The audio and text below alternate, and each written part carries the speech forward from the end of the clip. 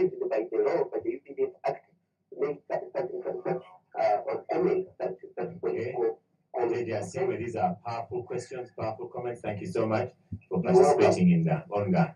Chief Gangster, when you went to the NRM conference, you told us here that you would see success if you generated party cohesion. At the same time, you have a young secretariat now. We've had a discussion on that. Ssemujju is reluctantly conceding that they are young. So do you feel that you succeeded at that conference? And having had a young secretariat, do you see yourself as young in the secretariat as well? Because you're the only one who has not changed yourself. Whereas you made comments over the festive season that there should be no panic, succession will happen, transformation will continue, but we must put that to you. And I want to also ask you, President, His Excellency, will you stand again for 2016? So candid. Can you ask you so candid whether you will No, he hasn't given an opinion anywhere. So we are going to get the opinion first time. He's been working to reach out to powers not to start. And I should have said, President, that today we are back in the studio. I have all the tools. I have now switched off Ssemujju's microphone. Very good. I thank you very much, people of Capital Gang.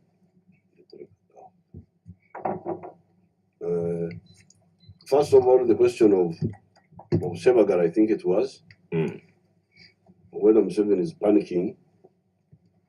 Well, I'm not panicking. I don't remember who arranged the conference in Entebbe. That time I could not come in the studio because I was engaged. So we used Entebbe, where the facilities are different. The questioners are not able to ask directly. And we agreed that time that I would come here. Yes. And also to prove that the conference you would go as you wished. No, that was not the main point, because I don't have to come and prove that one here. But the more important is the fact that the other conference was not as complete as this one, because this one is in the studio where I can hear directly from the questioners. That's the main point. Now, the second question about Right Honorable was going to court. You know me, I'm not a lawyer. We have a resident one here. That is the issue of lawyers. For me, I'm a freedom fighter. And my interest is management. In this case, political management. And our interest in having a full-time workers in the Secretariat, which is something we have been talking about for a long time. And that's what we wanted. So the lawyers, they can bring the arguments. I'm not a lawyer. They will sort that one out. That is their business. My business is to organize the party in such a way that it is efficient. And it has not been efficient recently because when we were in the bush, our party was very efficient. We had full-time... Party in the bush? Yes. Our movement, whatever you call it, was very efficient. That's when we started the committees. They were called RCs that time, resistance committees. And Hachigongo would manage them full-time. At one time we had, he was assisted by Elia Kategaya, people like Abe Mukwaya. Then later on, Elia Kategaya went outside, and Hachigongo remained alone together with people like Jacob Asimwe, like Abe Mukwaya. That was our situation then. And we had direct contact with the committees all the time. The branches, you can call them branches. Even when we were in the earlier phases, we had the NPC, somebody called NPC, who would be in charge of this. The National Political Commissar. Yes. So this idea of an elected Secretary General who also was had other things to do. We did not concentrate on it when it first came. It was new actually. We had never had it before. When we had it in 2005, we had never had that type of arrangement. But when it came, we did not concentrate on it initially. But when we discovered the disadvantages, that's when we moved. And we've been talking about this for some time. It's not just now. So the court matters are not my issues. Those will be sorted out by the lawyers. Mine is how to organize our party efficiently. Yes. Now, thirdly, Tinyefuza, who's making public statements. I noticed you also call him Tinyefunza, not Sejusa. Well, but I'm sure people know who I'm talking about. now, Tinyefuza, who's making those public statements are illegal. They should not happen, and they will stop. So that's all. We don't have to waste time on that. They will stop. Now the young secretariat. Well, I'm very happy with the young people. You should remember that when we started these movements, I myself, I was 26 years old when I was the leader of Fronasa, 1971. Before that, I was very active in the student movement in the 1960s. Before that, when I was just 21 or 20, I was very active in my area there, stopping those Banyankore from nomadism. So, when you are talking to me, you are talking about a youth who is now 70. Yes. But who started his work when he was, his political work. Actually, even when I was in the teens, I was already working in the community. I therefore know the potential of the youth, if they are well guided. The mistake you make is to confuse biology with ideology. You seem to think that biology is a solution to societal problems. You can be young, but old ideologically, confused. People who are taking you accused Ssemujju of that the other day when we were at the State House on Nagana. People who are taking Njaga, they are young people. Some of them are young people, but they don't know what to do. They are misguided. So what we are looking for in the secretariat is yes, youth, but also older people. The issue is ideology, a combination of all levels of age, but around a convergence of ideological ideas. Yes. So that's secretariat where you have got the young, you have got the grandfathers like myself, you have got the parents like these Kasuri Mumbas, and you have got even grandchildren. We have some grandchildren there. That's very powerful. No, like Omona. Well, the Omonas, the Anites, those are young people. Somebody of 40 can produce somebody of 20. You know that. Yes. So I think that's a very powerful secretariat. Grandfathers. That's how the cabinet is, by the way. The cabinet is already grandfathers, the parents, the grandchildren, they are all there. But Your Excellency, when we put that question to OO earlier, he was stammered. It's on a very, very, very same line. He stammered through an answer. But maybe again, as you go on with clarity, are they going to resign their positions, the ministers, and are they going to resign their positions from Parliament? Because if they keep them, then, as you say, this clamoring to make them free will have been to be confusion. No, definitely, ultimately, they will have to resign. From Parliament? Yes, ultimately. When that may be a matter of convenience, but ultimately, they will resign. But Chief Gangster, that takes you to where you started with the past Secretary General.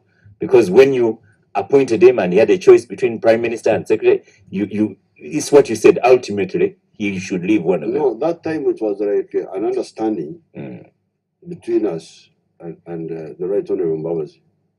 But this one is in the law. It is in the constitution of the NRM now. And the constitution of the NRM is now gazetted. Yes. So it is part of the law of Uganda. It will be actually illegal if they continue to be in parliament and then work for the party as well. Yes, it is impossible. So as chairman, you'll be saying to them, I expect you to resign very soon. The question is, when do they implement? Okay. It's just convenience, but it's not whether, but when. Okay. Now, finally, you are always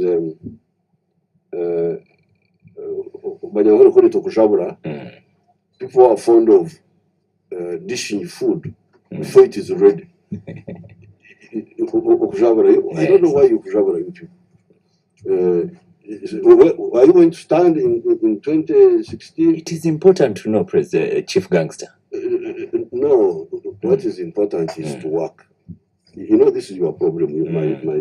My young friends and also some of the other Ugandans. When we were fighting,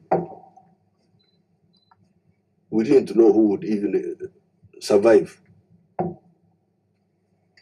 The first time we discussed the question of who should take which position was on the we captured Kampala on the 26th of January 1986.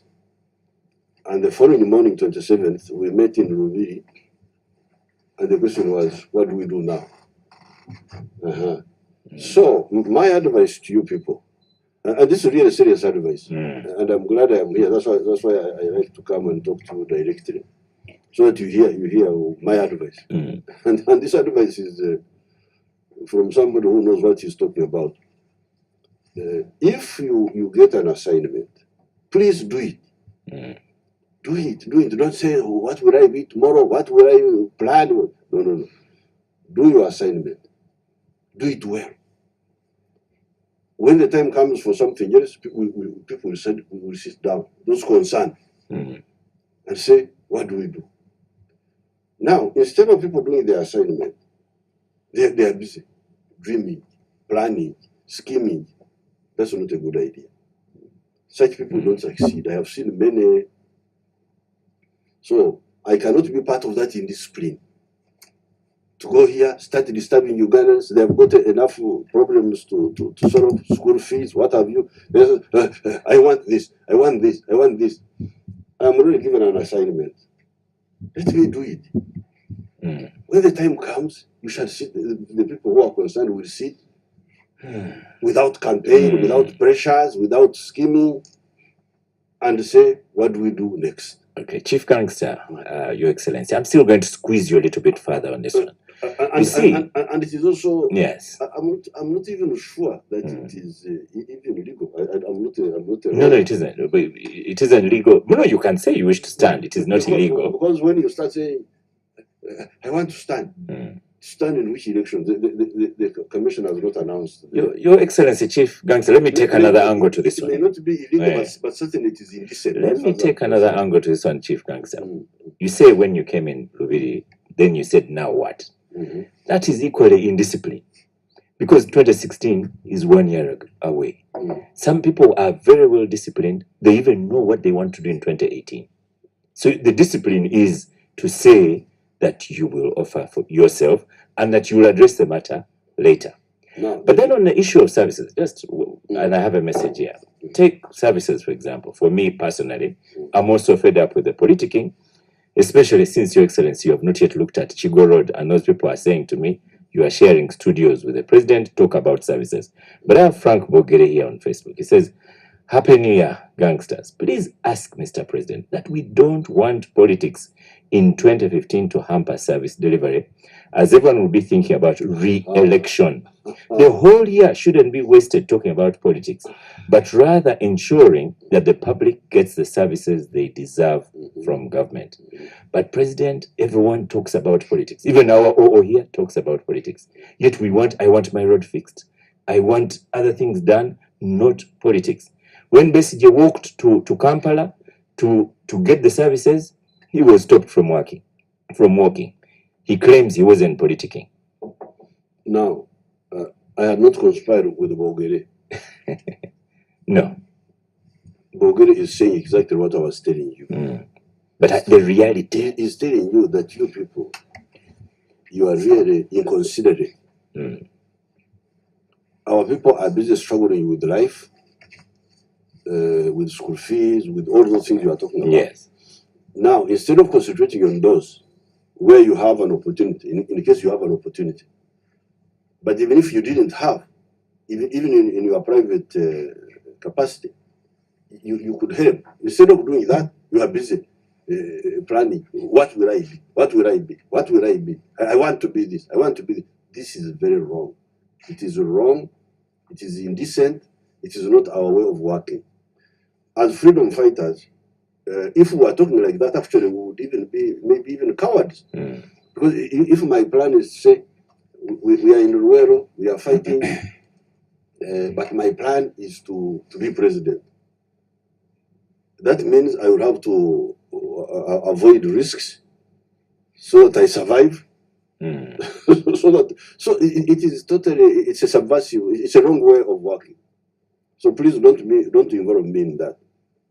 That I should disturb Ugandans with matters of tomorrow when we have got serious issues of today which need to be addressed. By handling the ones of today, when tomorrow comes, the Ugandans are there, the parties are there. Like in our case, we have our central committee, we have our NEC, we have the national conference. Those people will come and say, okay, we have done this in the last 5 years. What do we do now? So I would advise you really to stop that anarchy of every day being election day. That's not good. That's what that man is saying. Frank Bogere on Facebook. Okay, Chief Gangster, thank you so much. After the break, Ssemujju, I'm going to take you on. The Capital Gang on 91.3 Capital FM. Honorable Ssemujju, Yes. the challenge you have is when you face President Museveni, it's kind of unwinnable. He won't say that I'll offer myself, but he has said if a service is required, and let's work on the services. Now, on that one, you agree. Stop politicking, give a service. And then he gives the variety of age and ideology that should be in a secretariat. I think if you've been around in Uganda for some time, you'd certainly know that President Museveni will not answer that question. All the time he has offered himself is being urged to stand. Is that illegal? He creates an impression that him as a person is not interested.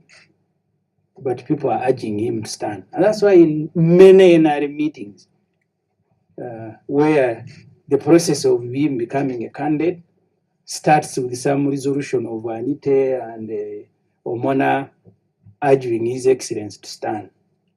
And that's how he has gone against his own word. Because if you read his manifesto, I think the one of 2001, at least on more than 4 pages where he said, I am not coming back. And eventually he was urged. So you are right to say he's one of the cleverest men we have in this country. But the point is, and the president said it in his book, what are Africa's problems? If we don't sort out politics, governance, you will not stop discussing it. Because let me tell you, Oscar, the president, when he came here and captured power, 1986, Uganda was the project. Along with the way the president became the project, the amount of money now we spend on the presidency and keeping him in power is almost more than the amount of money we spend. You're talking about delivering services. You will never deliver services once a leader becomes the project of a country. The president came here, he said, I will go and buy furniture in Kawempe. He was riding Santana. He gave his ministers in Saniraure, he said, we must be frugal with our resources. When I was in South Sudan at the inauguration of that country, the president came with his jet the chopper was there, there was a motorcade. When you combine the amount of money we spend on the president visiting, in fact, I sat with the ministers and MPs from UK and other countries that had been sent there by the Speaker. When the president arrived, they were wondering whether he was the president of South Sudan. South Africa, which is the second biggest economy in Africa, their president came with 3 vehicles provided by South Sudan. The one of Uganda came with a jet, with a chopper, with a motorcade of about 50. And even all these people you see now who are hovering around, it is not because they love the president more than Mushega. It is because they have discovered when you go and begin praising the president, there will be personal benefits. And that's what is killing Uganda. We will never discuss anything. In the parliament, we are discussing the president. On radio, everybody is discussing Mr. Museveni. And it is only him who can stop this discussion. When the president put Uganda at the center of the discussion, the time when he was still, because he's been also been around, ideologically charged, and I use that word ideologically charged, I meant it. He said, now we will no longer buy your thing. We'll bring a maize, you give us ammunition, you give us this and that. And you think he's changed from that? I said when he was ideologically charged. And you think he's changed? The environment has changed him. He's not a socialist that we had when he captured power. He's now a capitalist. Has the environment changed you? You drive a Prado, your wife drives a car. It was because of the limited resources. But once personally I get money, I'll go and buy the most expensive vehicle, me as a person. So therefore, the point I am making, you will never get an answer from President Museveni whether you will stand. Okay. Because now it will be like he wants, and always he wants to create an impression he doesn't want. He's being urged by Anite, by so and so. But you also have to take on board that they are urging, because if you asked really, even in his sleep, he would say he wants Museveni to leave. Is urging him. His colleagues with whom they fought to come and liberate Uganda, they all have been asking him not to continue standing. Okay. Who is asking him? When the president came here, Nekesa, Omona, Anite, some of them were not even born. He came here when I was 12 years old. So therefore the point, Oscar, if you can allow me just one more in a second. Yes. First of all, that answer you will not get. But secondly, you cannot discuss service delivery without discussing President Museveni. Okay. Let me tell you one thing as I finish.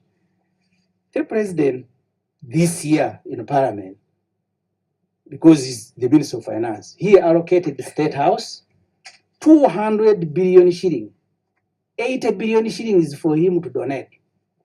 The one who is responsible for roads, for hospital, he also has money to go and giving around. That's why the other day I think some optimists outsmarted him. They made him carry a sack of money.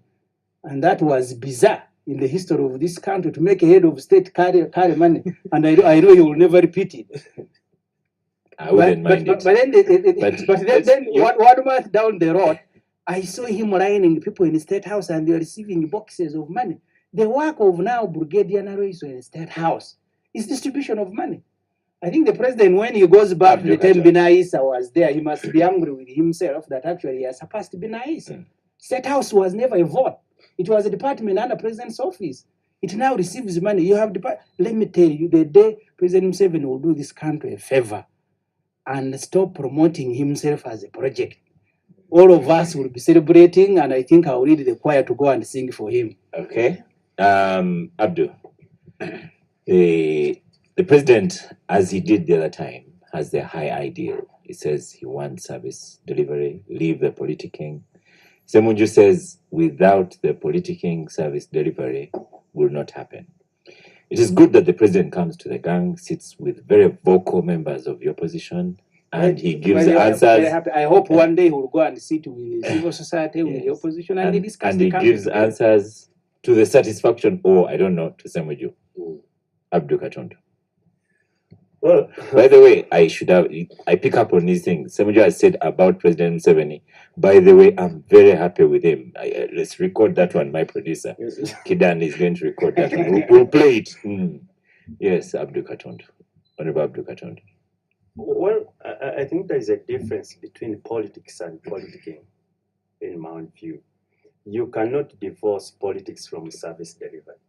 It is actually the politics that delivers service to the people. Once, because politics and governance are related, once your politics has a problem, it will certainly affect service delivery. I thought we need to get that right from the beginning. And maybe it sort of goes to what Ssemujju is saying. You see, once you have a little bit of turbulence in the politics, it's not even politicking, then people who are supposed to be delivering, supervising, monitoring service delivery get diverted. And what the period which we have just come through the last 6 or so months shows this. You know, you get members of parliament, instead of doing what they are supposed to be doing, they are busy, you know, doing politicking in up country. Then you get a cabinet subcommittee.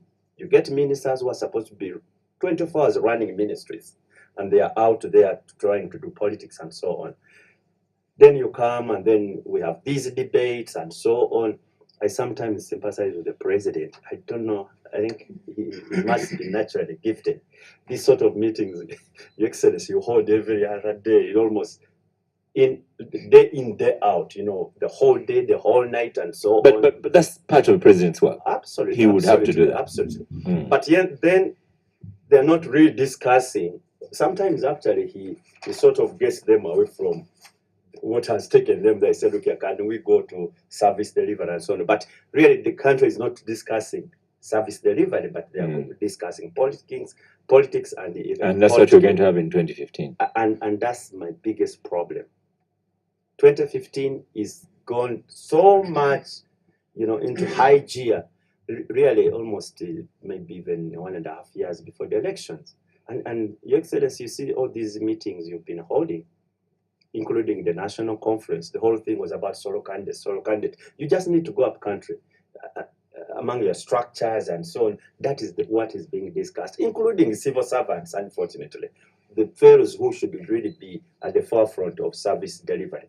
So, to the extent that we should emphasize the service delivery, yes, the president is correct. But that the politics is now guiding or driving this service delivery and having the problem that you should address, such that you get your men and women out of the politicking and they go to service delivery. But if you become a partner with them, then that becomes a big problem. And let me tell you one thing, why I do think politics and service delivery are very much related. Let us look at the period before 1971, when everything went bizarre in this country. And I want to give a very good example, which the president knows very well, because he's a cattle farmer. Uganda was engaged in meat production, beef production, and actual export with Uganda meat packers and so on.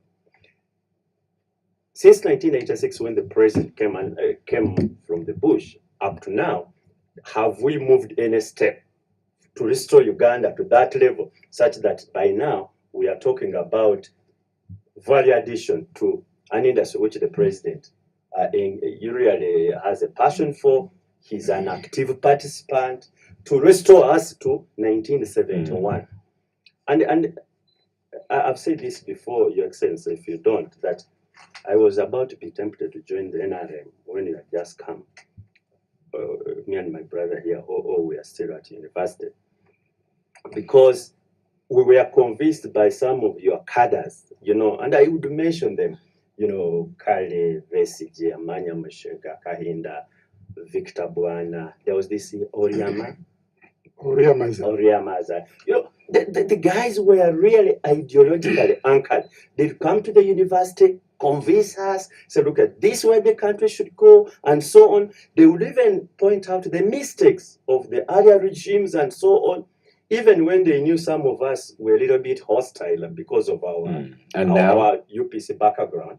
But they would really engage us and so on. And now what do we have? And we could see people who are really focused. There is a problem now, Your Excellency, that caliber of people are not there.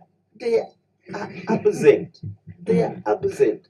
And the sort of people, Uganda, you know, it's like somebody's wedding.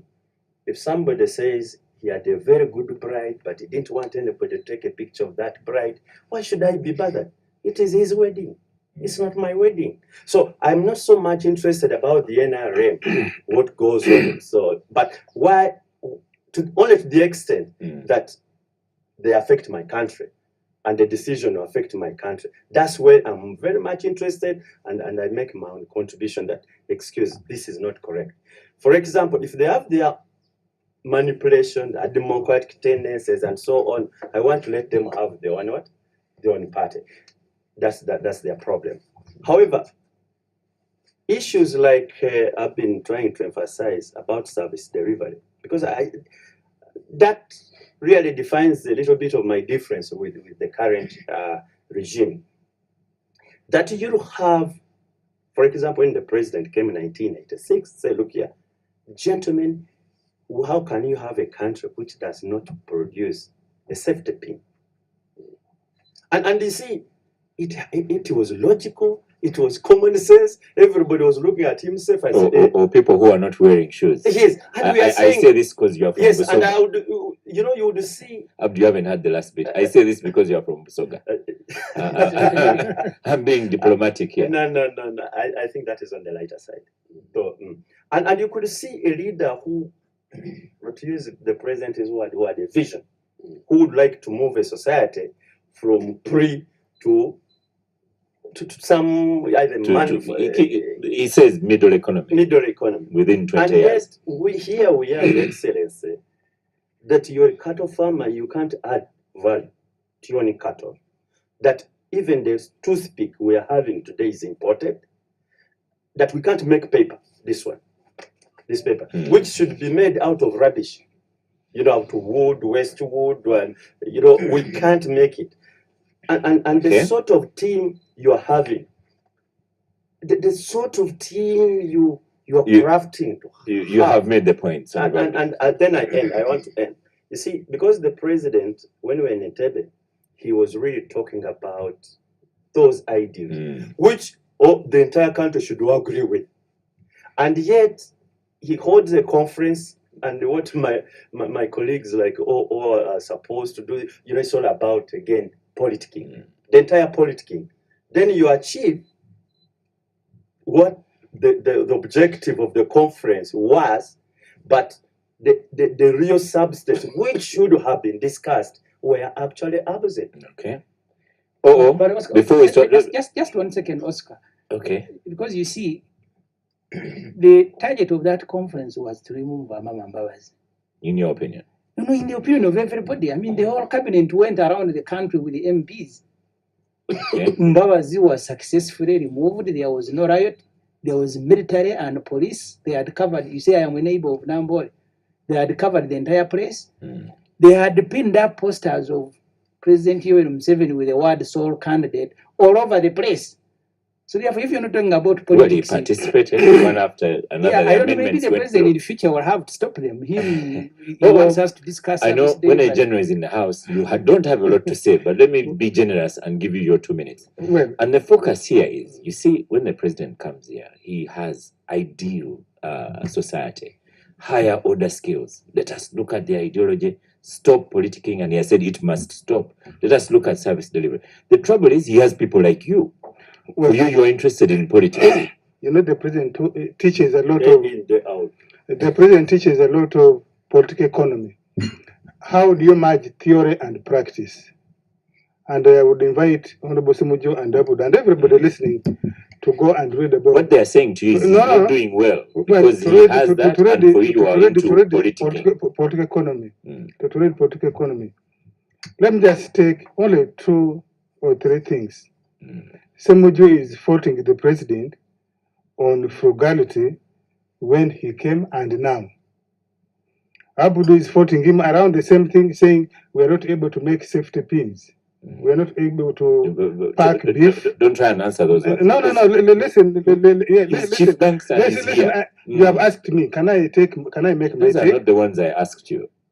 In 1986, virtually everything was being imported, indeed smuggled. What is the situation today? The situation today is that about 60% of everyday common user items in the household are manufactured in Uganda. No. Consequently, we are employing a lot more people. Therefore, Ssemujju made your You point. must know. A lot more. We are able to employ more Ugandans. We're able to give them, in fact, in real terms, better money. And third, we are able to generate and collect more money, and therefore fund the larger part of our budget. Okay, your number two. Number two is the politics of NRM, or the consultation NRM has been going through in the last 1 year, or indeed the last 5 years, mutually exclusive from service delivery. Is the service delivery, the level, is it going down or going upwards? In our assessment as a government, as NRM, we see that the service delivery is going up. You can just take 3 areas. Take the area of infrastructure, either energy or water, or indeed roads. Take the number of enrollment in schools, or the construction of schools and health centers, whether government or private, the numbers are higher. Okay, number three. Number three, the dialectics.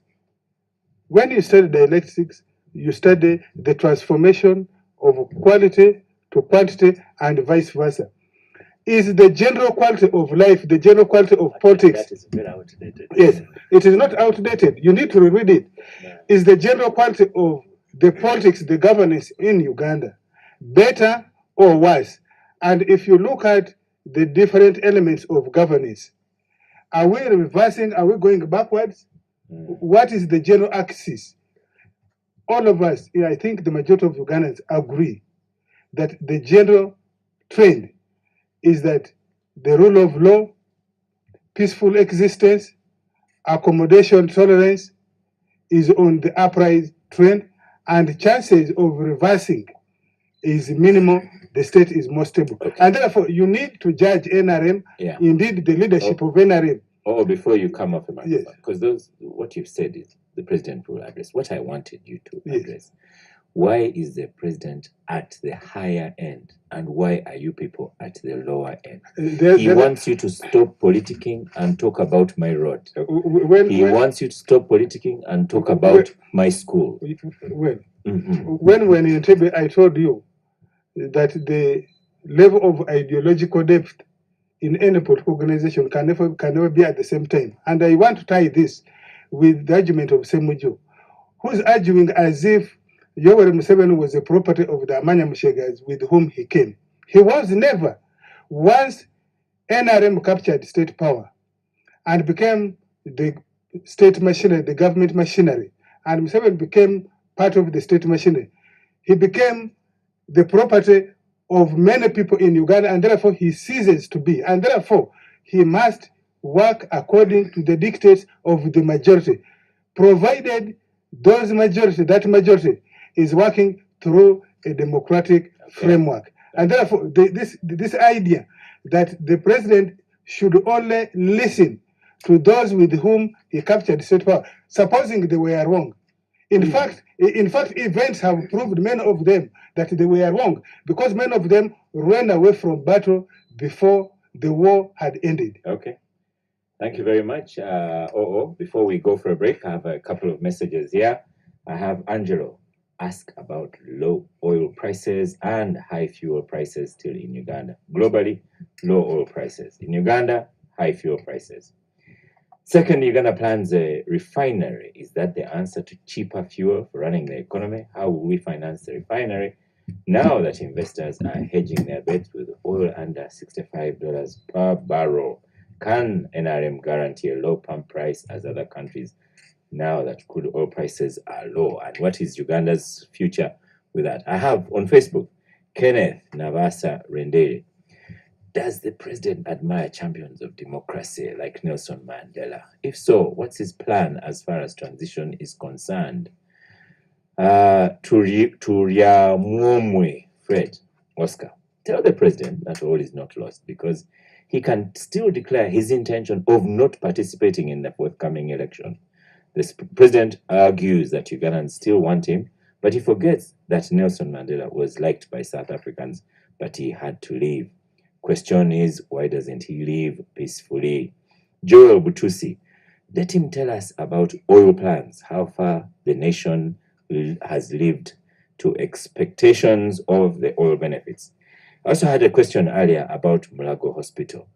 About renovating Mulago Hospital is problematic.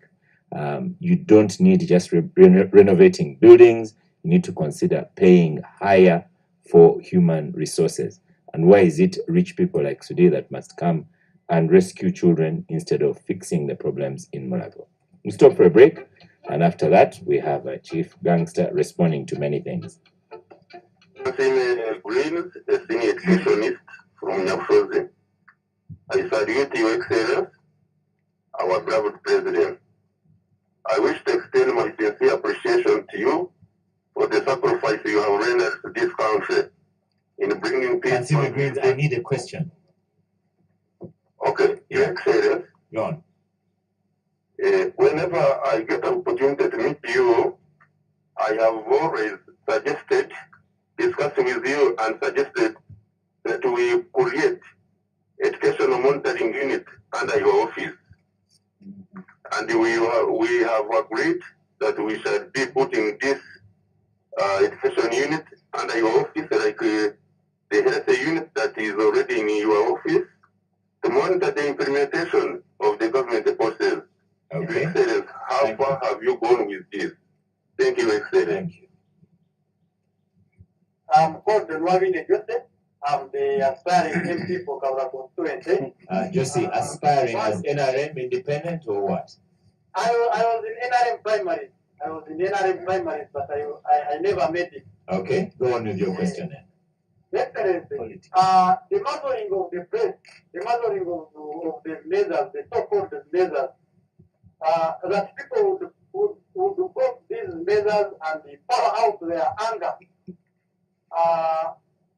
Gone are the days when people are still using this chance of expressing themselves now that the measures are no more. Your Excellency, my question is, are you aware that these measures were muzzled? And if yes, who did this? And Your Excellency, are you aware that people are burning with anger simply because they are not expressing themselves in these media? Okay, thank you very much, Josie. The president has surely listened. Thank you. There you go. Callers to the chief gangster, and you have responses to make here. Interestingly, Josie Nobin is NRM, and then he talks about people are burning with anger. Well, I thank you very much. You have raised very many points. I have recorded 20 points here. I don't know whether I can answer all of them. But let me start with the one of not making a pin. Well, I think that's a safety pin. A safety pin. I think that's a very important one. I was using that expression to mean the low level of industrialization in Africa. And we have been working on this. First of all, we had to work on peace because you could not deal with one without dealing with the other. We had to work on peace, and that's what we have achieved. Secondly, we had to work on infrastructure because those industries depend on infrastructure. If the costs of infrastructure are high, then it will be very difficult for those industries to succeed, to survive. We still have some little problem with the price of electricity, mainly because of the distortion caused by Bujagari, which was built by private people. Our people did not negotiate. They have not satisfied me very well why they did not negotiate as we had negotiated with AES. Because earlier on when we had AES, there was an American group which was going to produce a unit of power at 4.9 cents. These fellows ended up producing power at 11 cents, which is very expensive, and we cannot, we shall have to sort it out. But fortunately, the other older stations like Narubare, the one on this side, produces a unit at 3 cents. The other one of Kira produces a unit at 3 cents. And what we are planning for Karuma, it will be 5 cents per unit. And Isimba will be 4.8 cents. So when I asked Kawagambe Karisa why this mistake of why did they not maintain the policy, the price level of AES, which was negotiated with AES, which was 4.9 cents, he told me that that there was a delay and there was a shortage of money in the world, and that there was also the other floods in New Orleans in America, that the contractors were few in the world, like that. He gave me that explanation. But we shall have to sort it out. We shall have to sort out the issue of negotiating with the Bujagadi and see how we can bring down this power price of electricity. So, peace, infrastructure, and then the difference we made in our time, we resisted the temptation of parastatals. Because some of the things Honorable Abdul Katunti is talking about, like the beef packers, the beef packers of Soroti, that's why the government factory. And some of those factories you're talking about were government factories. Now, for us, and here I really, it's part of my decision, I resisted wanting to use government factories because in the end they are not as efficient as the private factories. So therefore, we have succeeded in very many areas attracting private factories. Let's take fisheries. There was not a single fish processing plant in Uganda in 1986. At the height of the fish industry, we had 20 factories. Now they have gone down a bit because of the problem of overfishing in the lake, which is another problem. But at least the factories had been attracted. 20, more than 20. And you know that. You talk of beef. So here you are, Museveni, you are a cattle man, but you can't even process beef. But you are forgetting about milk. The milk industry has blossomed. Our production of milk in 1986 was 200 million liters. Our production is now 1.9 billion liters. It has gone up, I don't know by what percentage. And the factories, there are so many. We have got even one which can crack milk and bring subcomponents of milk, not just processing milk, cleaning it, but even cracking it together. There's something called casein. Casein, it's like a protein. So that is moving very well. Beef, finally, we have got people now. There is an Egyptian who has built, who's building one in Bomb. So we are not only making a safety. Maybe we are not making a safety pin, but we are now making a car. Mr. Katunda, I think you sometimes miss. Our people have made even a car. Forget about a safety pin, an electric car. Our professors. The money we are putting in research, we also need to look at it. How much money government is putting in research? Investing in research. Those people, the Makerere people, Professor Msaz and others, we give them some little support. It's very tough. It is little, but we have to deal also with infrastructure, with other things. So really we have a lot of capacity now.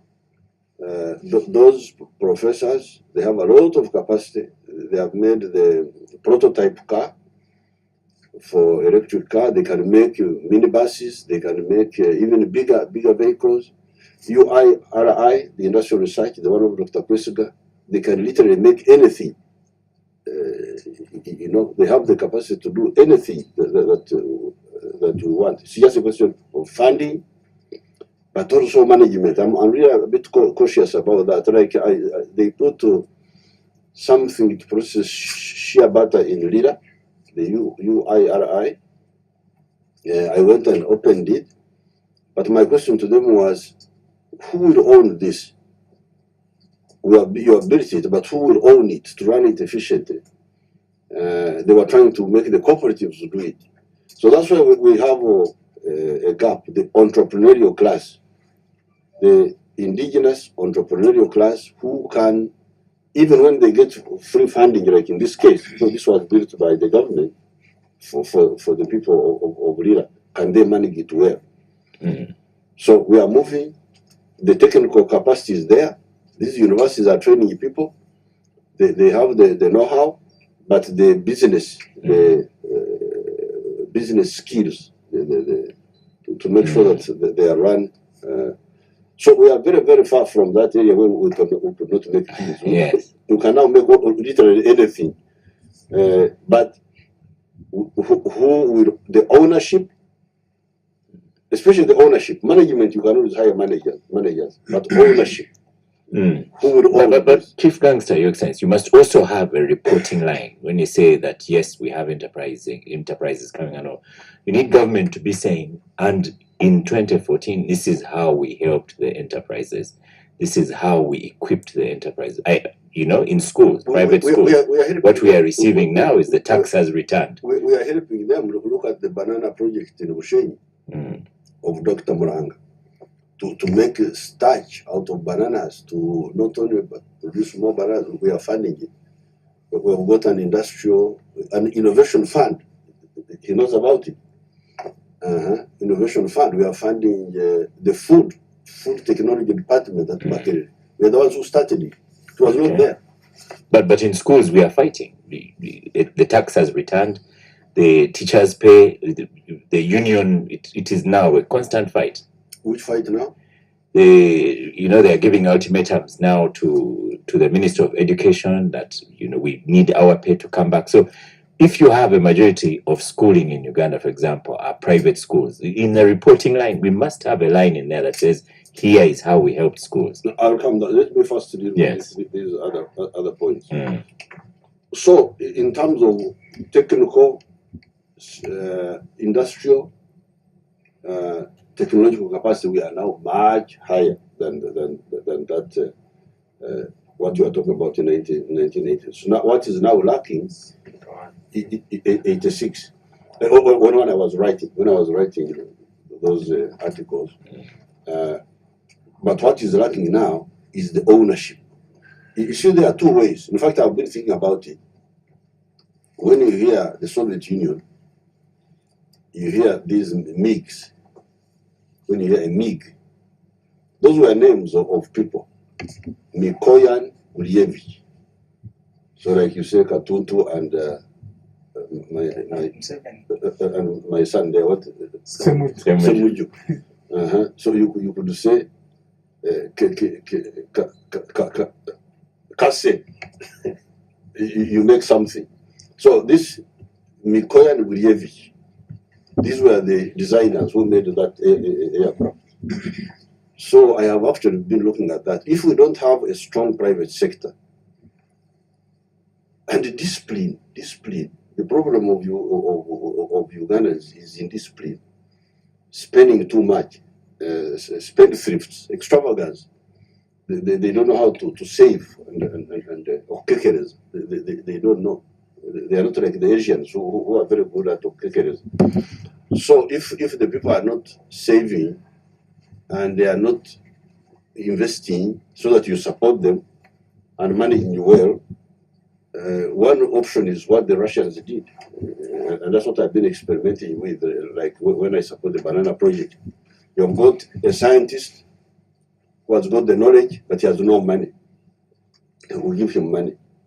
And we see whether it does. But that's what the Russians did. Those scientists became now the producers, but working for the government, working for the parastatals. Really, that's what we are struggling with. But otherwise, capacity we have built it, and we are moving very well. Now, going to other issues,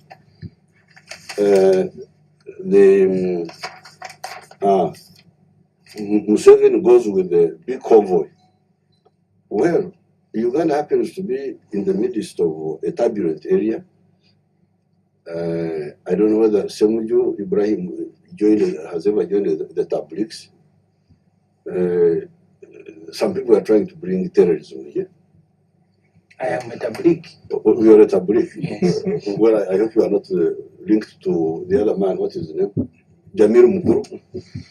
So we are living in a turbulent part of Africa, and we have to take measures against terrorism. And for that one, I can walk, I have no problem. I can sleep anywhere. But when it comes to anti-terrorism measures, sorry, we have no apologies to say that we secure the president of Uganda so that we do our work. And Uganda has been in the front line of fighting those terrorists. You are talking of South Sudan, but those are your issues. South Sudan, you know Uganda stand with South Sudan. So if you don't know that, then you shouldn't be in parliament. Now, He talks about the extravagance and big expenditure by State House, and it claims you are first, frugal. you was talking about the convoy. I came with Yes. the convoy. Yes, that convoy is because of terrorism. If there was no terrorism, I just walk on foot. I have no problem at all. Now, the 200 billion shillings for State House. Yes, this is because I'm not a decoration president. To be there just president, I am a working president. Fortunately, my State House controller is here. She came here by accident. I normally don't go around with her. But we're coming from. Now, this money, when some of the actors fail to do their work, I do it myself. I start model villages. You can go and visit them. Model parishes, not just villages. I don't know how many we have. You can actually give a statement and I show you later. Let them go and visit them. Like I think money has been going through NADS, through you, members of parliament, through the districts. Big amount of money has been going, but they have not been using it properly until we have had to come in now to use the army, and you will see the difference. But even before that, I couldn't be part of this. Not helping the people. Around Ikisozi, I have 9 villages with 1,500 homesteads. They have now gone to 1,700. I couldn't just go on watching those people. The man of NADS, some of it was coming from through Gomba, through Mpigi. At that time, Mpigi was a district. But I wouldn't see what was happening. The other man was coming through Zimbabwe. I was not seeing what was happening. But because of this budget of mine, I was able to intervene in those 9 villages. You go there and see the difference. Your Excellency, that creates a management problem. If you are running parallel, we understand the president would like to intervene, but for example, if it was the business world, the business would collapse. No. Because if you are running something is not working, then you run a parallel institution. Well, so you are paying the other one, paying this one. Well, this is not a management unit. This is also a political unit. But the management is important. It is important, but you cannot manage a country like you manage a business, because there is also politics. There was decentralization. It is in the constitution. These people take big chunk of money. It goes, but they don't perform as well as I would like. What is wrong with me having the flexibility to say, okay, you people, I see what you are doing, but you also come here and see what I'm doing. But you appoint, the better example where the confusion is you have, for example, Ministry of Lands. You appoint a Minister of Lands. Then you also appoint the assistant ministers, the ministers of state. Then you have a minister of state for lands who is fighting, perhaps perceived as fighting, the minister for lands. Then you have a desk in State House for lands. And you have all these competing forces. Sometimes you have a inspector general of police also going to do lands. But then all these people are your appointees. So what is wrong with just dismissing the others and say, now this is what we have? You see, dismissing is a crude method. Sorry, retire the others and say, I want efficiency. Because there's also the question of concept. Somebody is saying that these peasants cannot get out of poverty. I am saying it can be done. Yamins are saying it can't. That one you should have dismissed. No, it's not my minister. It is the whole structure. It is the whole structure. Well, I don't want to say from the honorable Katuntu, but all of you, because all of you, we give you money through NADS, 200 billion shilling. You are talking of 200 billion. This is 200 billion just for homestead income, not for anything else. This 200 billion of setups you are talking is for external trips, is for everything, fuel, internal travel. Now, we give this huge amount of money to the system, but they don't implement what we have talked about, or they don't do it the way I want. Now, if I have some small budget, and I do it, I say, okay, you people, you look here, I have done it. What's wrong with that? Why do you want to have a president who is simply just there as a decoration? You cannot. This is a model just to show you the example. When I started UPE, because I am not a president who lives in France.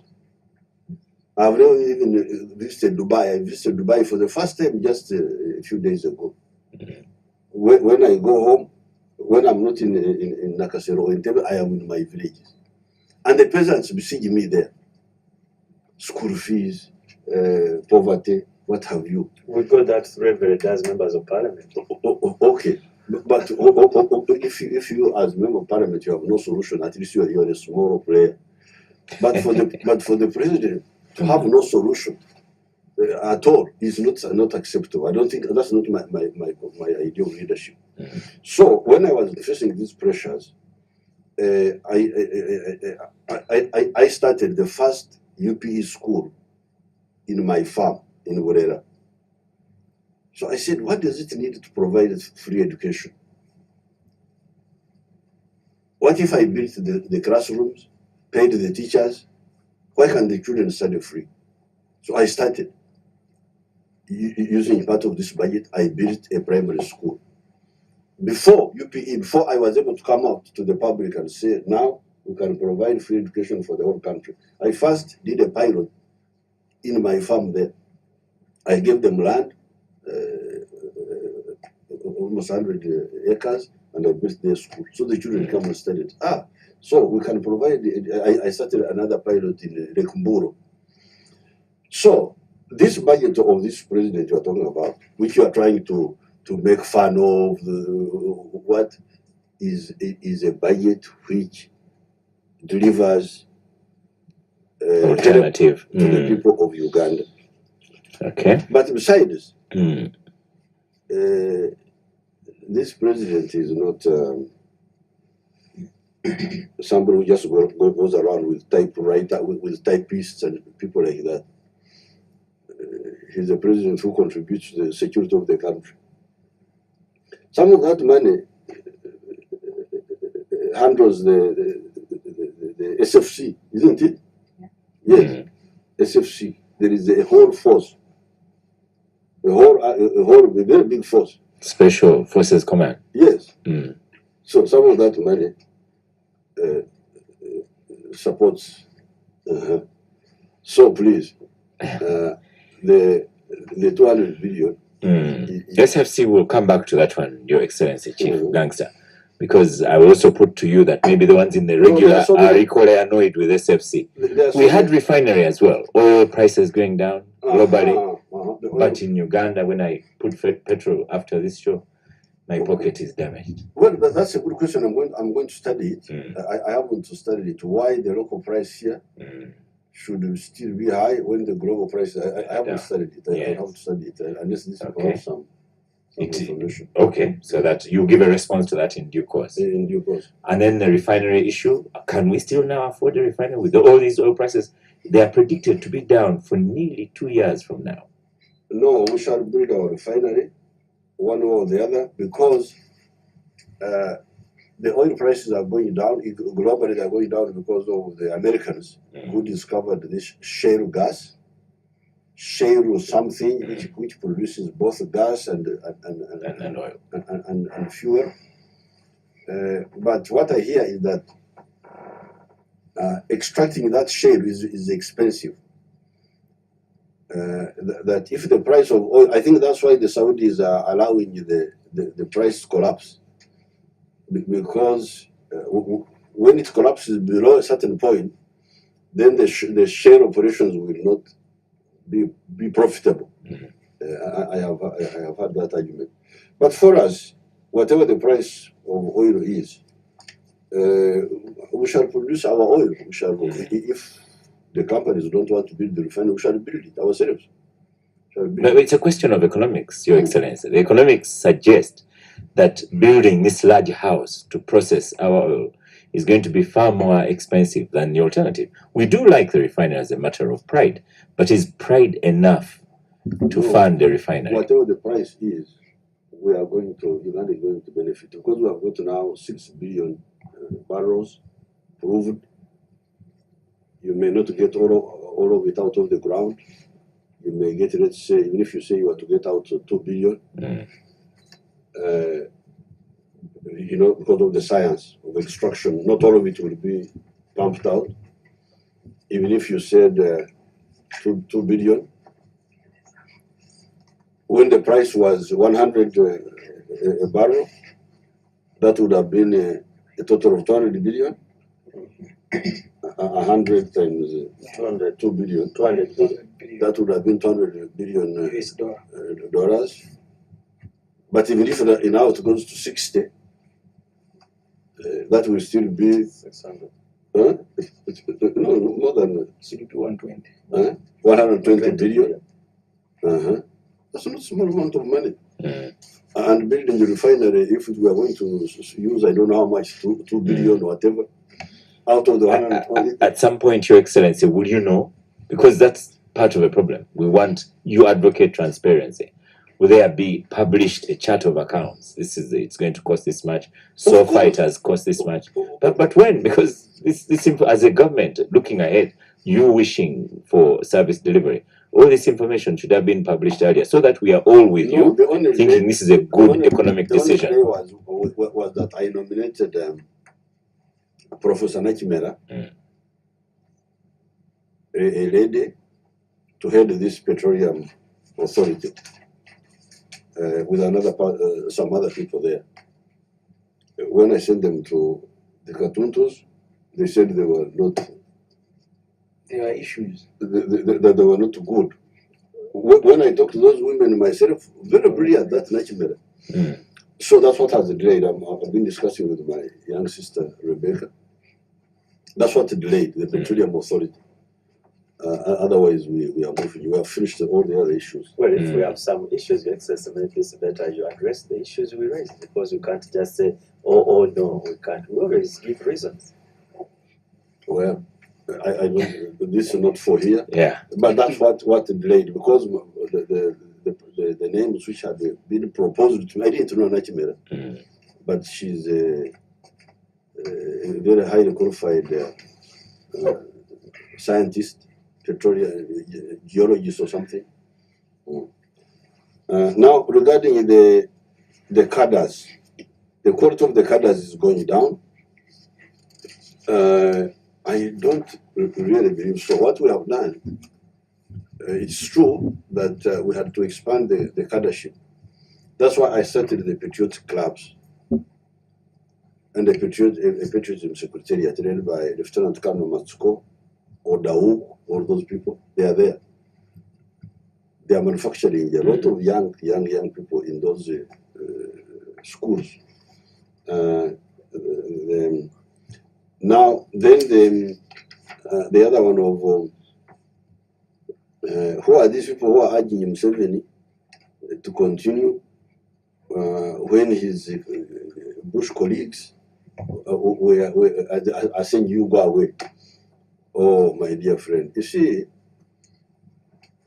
this is part of the problem. There's somebody who fell in the lake, thinking it was a pad of water. The force which we have is a very strong force. You may see some of these politicians, a few of them, Amanya Mshega, the ones you know. But the people who fought they are there. The ones you see are not these were the political leaders. But how about all that force? Which you think Kampala was captured by Besigye and Amanya Mshega and this handful of people? They are those who fought they are there. You don't see them because you are busy here in capital gang. You are talking about yourselves. You are talking about you are just full of yourselves. But there are people. They are there. So whatever this one says, that one says, those who fought are there. Many of them have never been heard of. They're just quiet, doing their work, dying, surviving, but they are there. So please, you should learn how to be modest and know that shouting in the newspapers is not the only form of contribution. Maybe it is a form of contribution, but it's not the only one. You should know that there are other people who contribute. I think these are the major ones. No, nobody wants to get rid of Mbabazi. Absolutely not. Really, you should just get it out of your heads that our aim was to get rid of Mbabazi, was the main point. But we had to end the question of having a secretariat which is not full-time and linked. Because you see, the NRM is like a huge banana plantation. Somebody cultivates a huge banana plantation. You can imagine there are 57,000 villages in Uganda, more, 57,000 plus. And as Katun here knows, even Ssemujju must know, there are 30 NRM leaders in each of those villages. The 30. The official 30. The official 30. These are just the leaders, without talking about the members. Now, to not connect with these people actively is a crime. But President, that was your view. You remember after the elections of 2001, I think, you told the SEC that you needed 11 billion shilling to run those structures, and you said they should not be functioning until the time of elections. That was your own proposal. No. Why? Why should I say that? Why should I say that? Why should they not be functioning? You said you needed 11 billion shilling to make those structures function. I can't remember that. But why would they be there and then not function? So the Secretariat is supposed to be addressing these very things? Yes, just even if you don't have money. You know, when we were in the conference, I gave them the example of St. Paul. St. Paul was a very good mobilizer. He had no money, but he was writing letters. You have read them to the Galatians. To this day. Communicate with them, even in writing, even letters. Okay. Yeah, but President, sorry, I didn't want to disturb the flow of your argument. But the politics that you have built, and I want to accuse you because you can put a stop on it, you alone. Every single meeting of NRM, can you imagine the number you're even giving MPs money? 500,000 members of parliament come and attend their own meeting. These structures of parties, you know about of NRM, wherever they are, if you don't send money, it will be chaos. Okay. And that's why they are not functioning. Even if you have a full-time secretariat, people now associate with you Their because values they know are changed. this is a very generous president, there is money to get. Okay. And that's why the other day they were arresting Kawesi Nawala when he was the youth, when he was the treasurer of NRM. Nearly they were lynching him until military police had to go there. Because every meeting of NRM now is a meeting to get money. Can you imagine in Nambole, even the wheelchair you had provided for people who are disabled, they took the wheelchair. See, this is an animal thing we must go. When we had them in the beach, I was still a student. They took our blankets and spoon and fork. Okay. So that culture, sir, you can stop. Okay. There is a problem. There is a problem of Money. What do you call this? Mercenarizing. Mercenaries. Yes. Monetizing politics, which is a mistake. If you read my statement, I really castigated it and advised them how to get out of it. They will get out of it. It's a mistake, but the structure is there. And you're saying eventually it will come good. The spirit of sacrifice is there, because when we fought, who was giving us money? Spirit of sacrifice. It's just a distortion caused by careerists, by you people who came into politics as a career. You are the ones who have caused this distortion. Yes. We need the Chief Gangster, Ssemujju, I've switched off your microphone. Chief Gangster, we are going to stop for a break, and after the break, I'd like us to look at criminality, lawlessness. Thank you. The Capital Gang on 91.3 Capital FM. I have another one from Teja Simwe, who is also in the rankings for listener number 1 for 2014. By the way, the listener number 1, when we choose at the end of the show, we shall invite them to receive Capital Radio goodies. But Teja Simwe says, today's show is the best ever in the history of Capital Gang. How is that? And then Nwabwine says, the president has still not answered my question on Bimezas. But Chief Gangster, as you come on and also answering on Bimezas and public anger, the issue of criminality, before you came in, it was one of our topics and we discussed it. In a week alone, we've had 2 Muslim clerics dead very brutally. A businessman earlier was killed brutally. I gave an example of in my village, a young driver a car was stolen from him, dumped in the bushes, in the marshes. We had a woman killed a couple of months ago. In Gwebaja, where I work, there was a time, I think it was September, there's a killing spree. The times, whereas we might be doing well on global security, but the lawlessness is rising. Your Excellency. But also, I mean, and the president comes on the same point. Yes. The president did ask, and I took that very serious. He says, are you a tabligh? I think that's a very big statement that the president will need to explain. Because if you ask, are you a tabligh, and then you ask, are you linked? Because that endangers all the tablighs in the country. And moreover, the people you are mentioning now. He had said earlier that the tablighs in that time, I don't to be fair, you want him to ask. He said, are you linked to Jamiru Mukuru? So when the president asked me, first of all, I am a tabligh. We have had our leaders killed, and the president is linking tablighs to terrorism. Because he asked that and immediately went to terrorism. So I really want my security to be assured when we discussed it earlier. The security of tablighs is assured in this country. But when we discussed it earlier, we also commented on General Kaira talked about ADF. Ssemujju is right this time. We need to record these things. But just one of the few times he has made a correct point.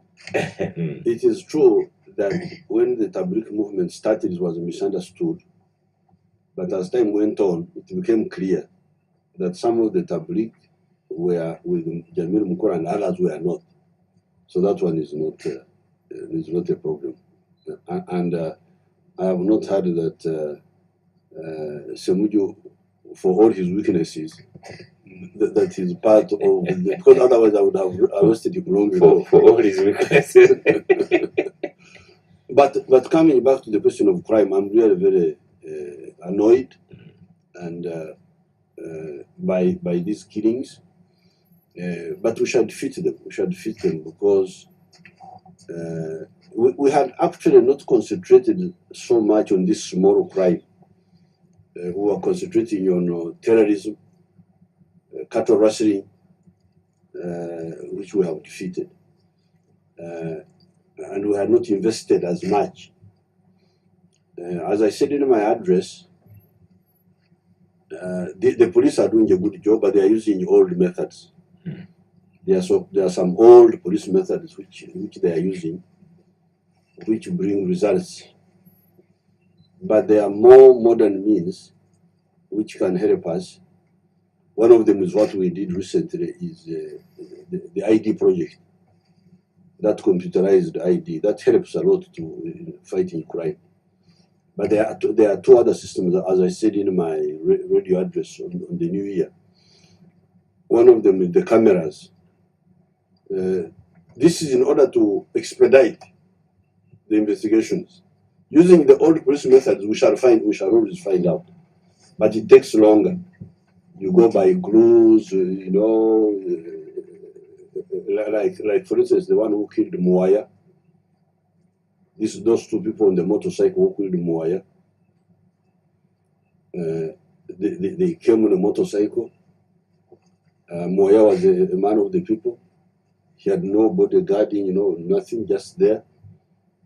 He was sitting on the veranda of his house at night. I think it was like 9. Sitting in the veranda of his house. These people came as if they were going to greet him. And shot him. And shot him. Now, they didn't know that somebody was seeing them. They thought he was alone. So, of course, the one who saw them didn't know exactly who they were, so we shall have to work on that, how tall were they, it's a long investigation. A long investigative, analytical. But for instance, especially in the towns, if you had like cameras,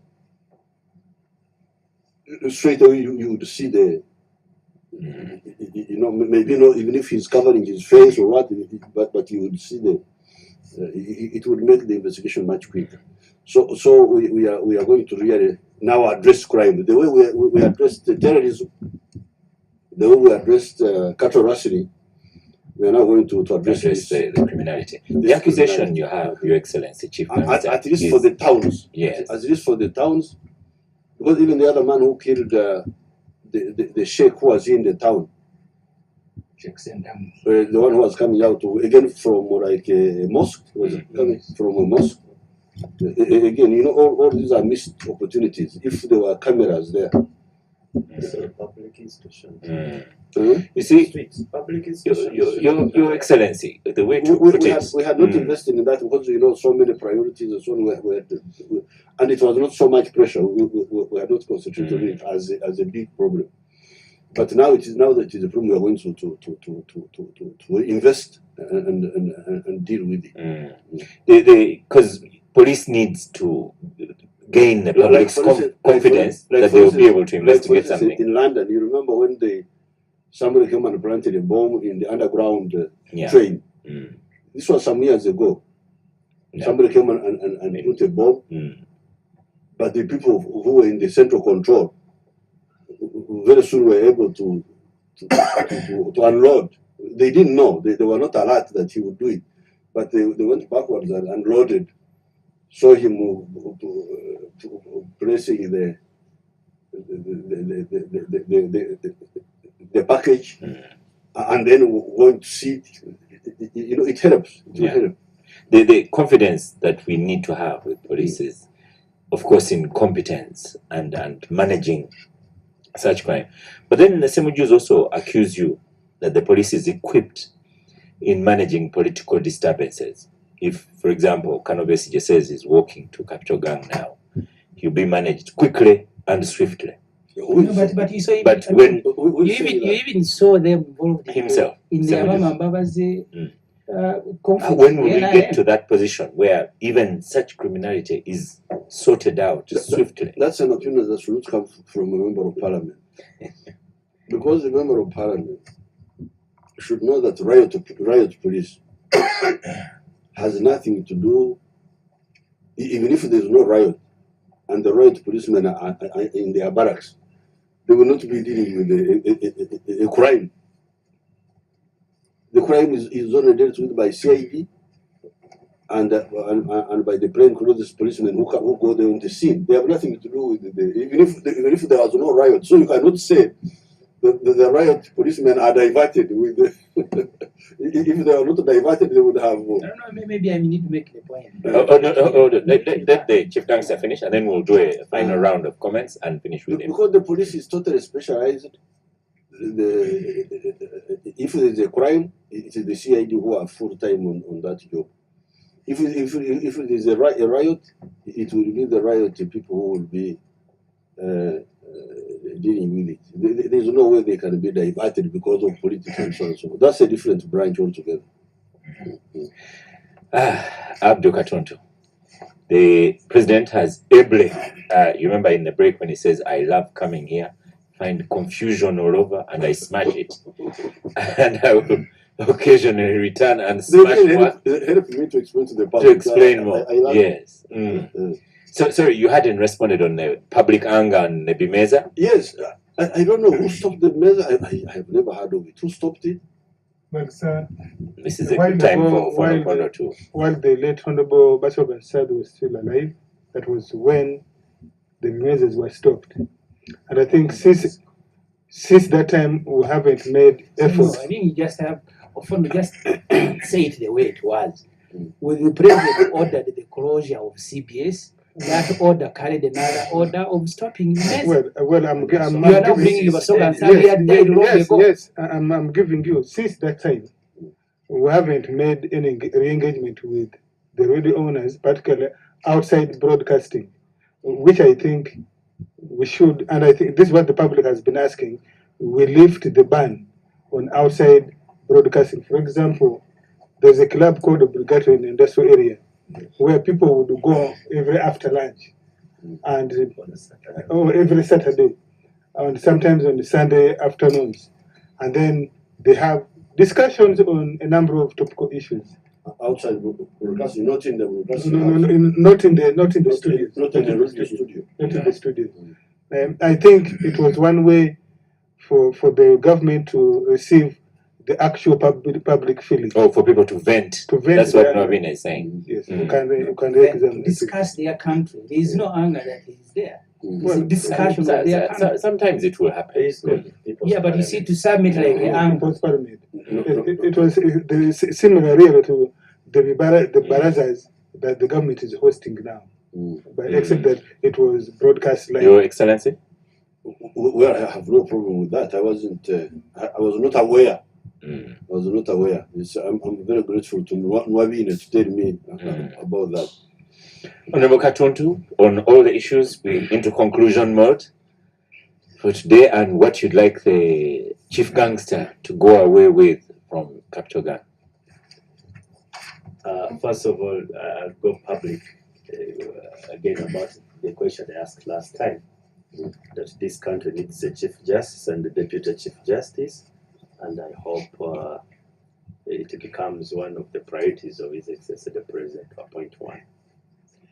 Your Excellency, you see, my own view of, first of all, I think I'm not part of the confusion because I take some time off to think and read and interact.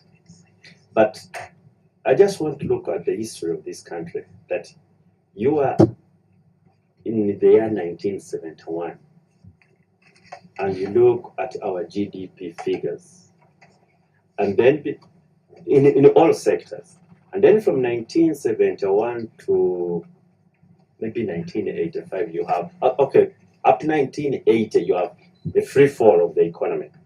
It's literally collapsing. You come back here in 1979, 80, things don't work out. The politics doesn't work out. And then you engage in another war, and then the things continue deteriorating until 1986 when you capture power. The reverse gear was engaged in 1971. You come in 1986 and put on gear number 1. The forward. Yes, the forward gear. And what level are we? Are we at the level of 1971, or shouldn't we be far, far better than 1971? And the reason why I say this is because I grew up as a young person of what I mean. And I can tell you that then all of us used to put on in primary, uniforms made in Uganda by native.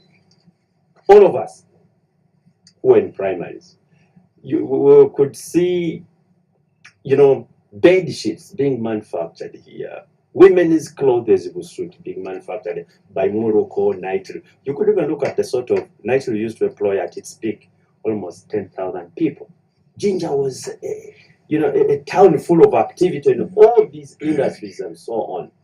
And my view is we could have made some strides that forward year, but we have not done enough. That's my own view, honest and well-considered view. Why am I saying this? Because one thing which you are happy about and which the country should be happy about is the sort of revenue we are now collecting. Have we applied that revenue in a frugal manner to the extent that we have value for money? The sort of money we have collected over this time, have we invested it properly to make sure that our people, our country moves forward? At one time there was a company here called Musecraft. I don't know whether or remembers it. It had started even assembling, electronics and so on. We had local entrepreneurs like Sembule. Yes, they had started doing something really moving towards manufacture and so on. And we seem like we didn't invest so much in the areas where we should have invested.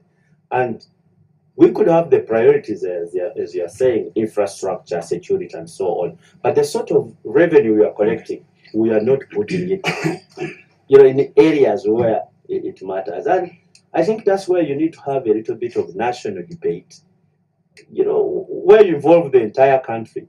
And it's not about closed meetings.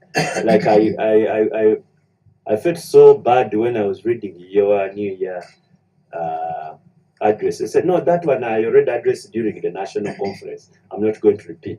It's like you're more concerned about the group that you lead in the NRM and not the entire country. Okay. We have some great ideas, and there should be issues where we should not be thinking in a partisan way, where the country should be properly engaged and not about calling on the game of numbers or my party. Okay. Honorable Ssemujju, as you give your conclusion, again to Chief Gangster here, there was also the question of Molago. When will you look at HR issues of Molago and other facilities? And then we export doctors to Trinidad and Tobago perhaps, and yet we still need them here. As I have a message here from Margaret who said, as the president of the country, the national health and Molago should be linked to you yourself. Another who said, because you said we shouldn't think a bit ahead, should we not plan ahead? Would you conclude? Yes, That's got a laugh from the Chief Gangster. I'll make 4 very brief points. Thinking ahead and planning ahead. I'll make 4 very brief points as a way of conclusion. One is on the institution. I think it's been one of the weakest area of the president, the institutionalization of the country. The day he will depart, he will leave behind a very divided and very weak country. Remember when we were in the State House at the gang, he said not even in 50 years. Libyans are paying, the Egyptians are paying, because all the institutions and all these crime here now, when the president set up a unit to monitor education, to monitor health, to monitor what, it is because the president has invested less in building institutions. Let me tell you, Oscar, today, President Museveni personally, and I think General Muntu keeps making the point that as we come to take over government, we must not make the mistake the president has made. He is the only point of stability in the country. If the NRMs are fighting, they must look for where he is. If he's in Chisozi, they will run there. If borders are fighting, they must run to him. If markets people want store, they must run to the president. The entire government is almost collapsing, and everything is going in the State House. From committees on land, committees on military, on each and everything. Just imagine a day Uganda will be without Museveni. And the weaker mind think that that should be the reason for him to continue. Instead of agitating that we must institutionalize such that you also need to have a rest. Okay, But number if stores your are number three. people in the markets are running to you, borders, women groups, see those in Musoga, the youth. I don't know if you ever have time to sleep. Please help us institutionalize the country so what you have done can stay on and on. Point number 2. The level. I thought number 3. No, the number 2. And Okay. let me go through Quickly. the level of production. When you came, you are distributing tractors, Tata lorries, produce for marketing, produce for this. Now the whole country is sloganeering. That was a potato. No. At least in my area, we received them, Tatas and tractors. We did promote coffee, promote maize and beans.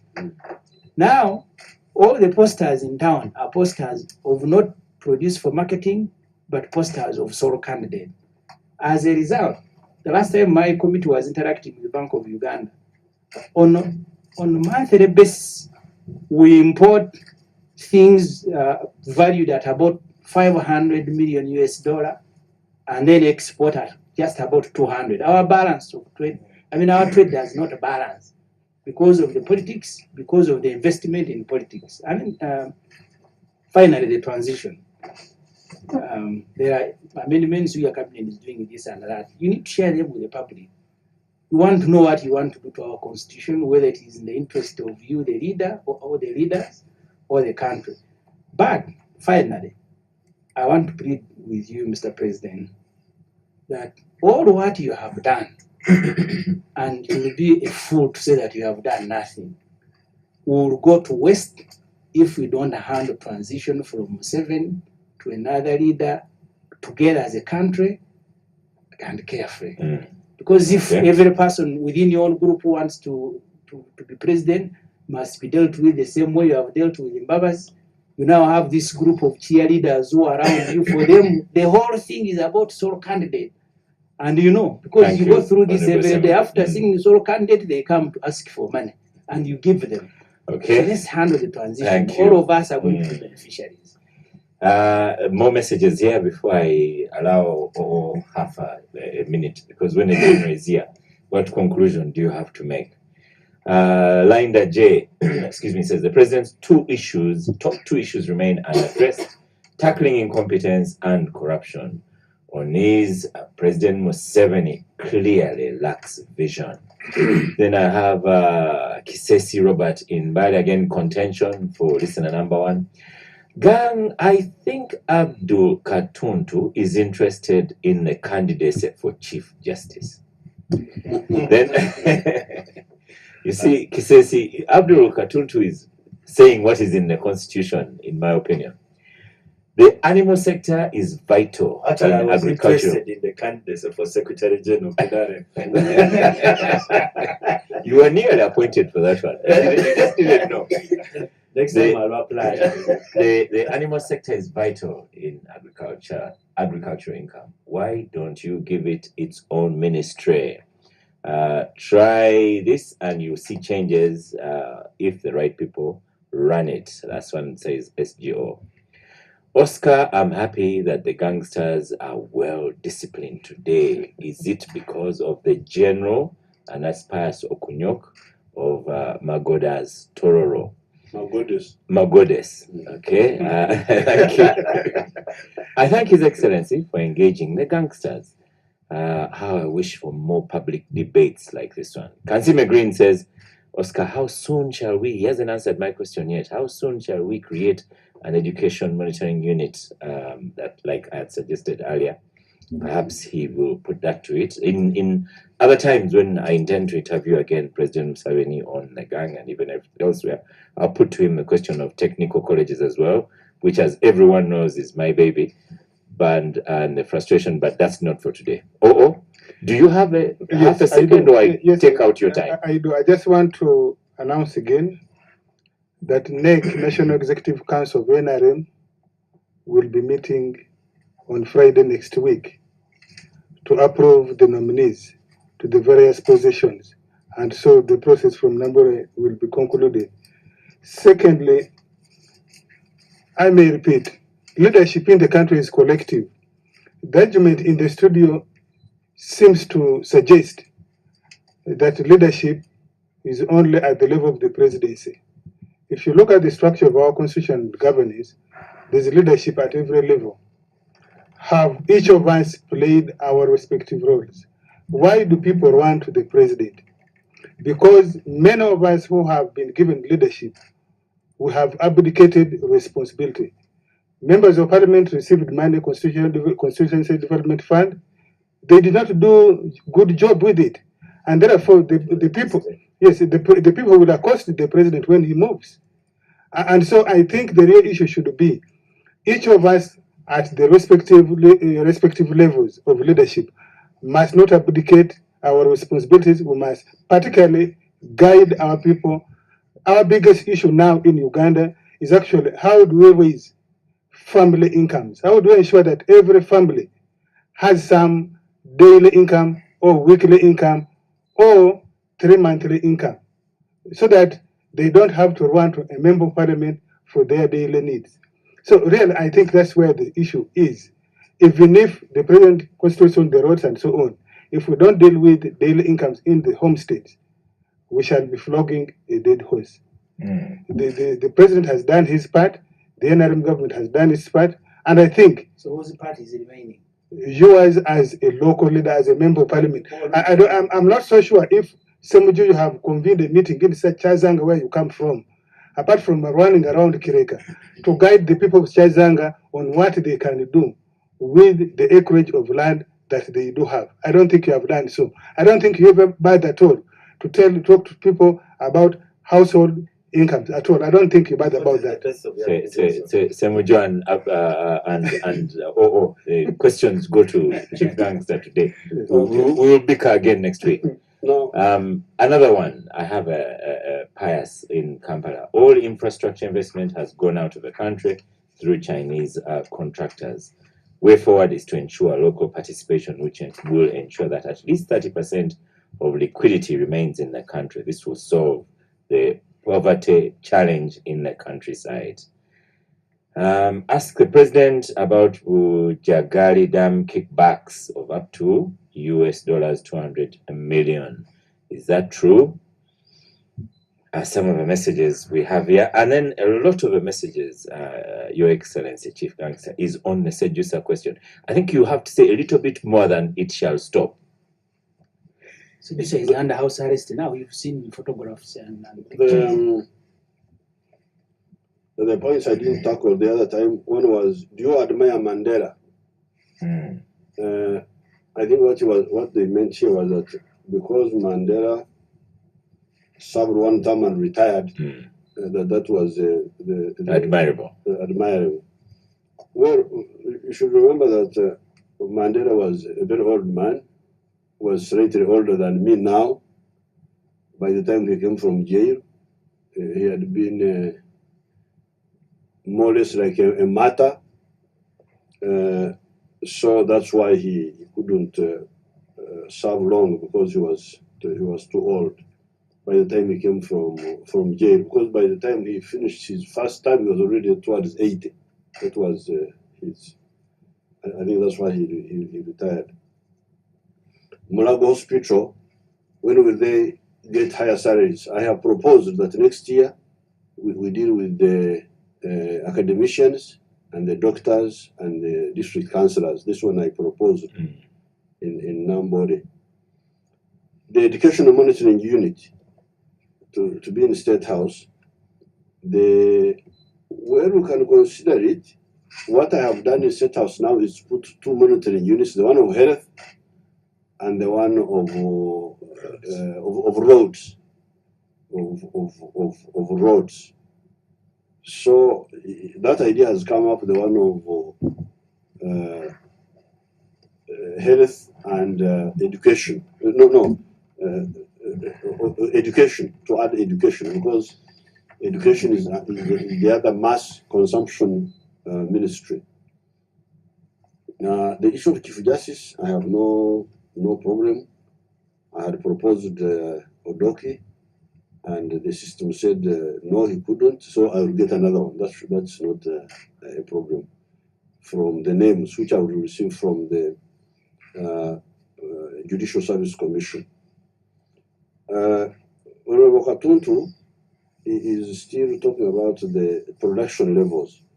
I want really to help you that the production levels are now much higher than they were in 1971. Forget about 1986. Let's take the cows which you are talking about. At independence, Uganda had 7 million heads of cattle. By the time we came from the bush in 1986, there were 3 million. There are now 14 million. Those are the figures. We have got 14 million. The number is bigger than ever before. You go to tea. The production of tea in 1971 was 23 million kilograms. By the time we came, it was only 3 million kilograms. We are now at 60 million kilograms of tea. And by the way, all the tea is processed here, as you know. Yeah, but the population has also grown. Yes, but we have, even if you say the population has grown like 3 times, but you see the tea production has gone up also 3 times, from 23 million to now 60 million kilograms. I've already told you about the milk. I quoted for you the production of milk. Sugar production, even in 1971, I don't think it was about maybe about 80,000 for the factories, but now we are around 400,000 metric tons. The Metaimba steel products, I think now the production must be like 200,000 tons, something like that. So the production has gone up. It could have been higher, it is true, but definitely it has gone up. Now the other, somebody said, Museveni, you said we should not politic too early. Are you saying that we should not plan ahead? Now, planning ahead. It was more like you were saying you will not declare. So does that mean we shouldn't plan ahead? No, we plan ahead by working in the present. See, when we work, I think for me, I am tied to my history of struggle. By struggling devotedly on the assignments of the moment, then you create a base for how you can correctly decide on the future. Because by implementing effectively the assignment I'm given now, if I'm given a road, I work on it very well. If I'm given like in our case when we are fighting, we are given that assignment, I do my assignment well. By so doing, I'm actually contributing to the future. Because when you come and you say, okay, where are we now? We are here. Okay, so how do we go forward? Since I have successfully implemented this phase of the past and the present, you can more accurately discuss about the future. So after by excelling on the present and the past, you are actually planning for the future. You are planning for the future through what? Through action, not through just talk. Then my son Ssemujju, he's very much worried. He's a worried man. He must be developing blood pressure, although he's still young, that the institutions are weak. Institutions are weak in Uganda. How are they weak? Because when I look at these universities, I'm no longer even a vice chancellor of any one of them. In the past, the president used to be vice chancellor. What do you call it? Chancellor. It was called chancellor. These universities are churning out huge number of people. I'm not in any one of them. I no longer even attend graduation ceremonies. They just sort of Propel. self-propelling. Secondary schools. There are so many, Mr. Honorable Ssemujju, that if anybody attempted to control them, he would just go to Butavika. Because I think altogether the secondary schools are like 4,000 plus secondary schools. You look at the army, you look at even this police force, although it has got this challenge of crime now. Institutions. Take the police force. How big was the police force? Even in the time of Obote, I think there were like 3,000, 4,000. We are now talking of a force of almost 60,000 now. Full of very highly educated people. The other day I was attending Grace Akulo's function. If you see those young people there, those police officers, I really feel very gratified. So the prison's officers. The pessimistic messages of people like Muntu, because he talked of Muntu. Muntu was in the army. He left. Since he left, how many tasks has the army achieved? Without Muntu, without BCE, those who are there denigrating the army.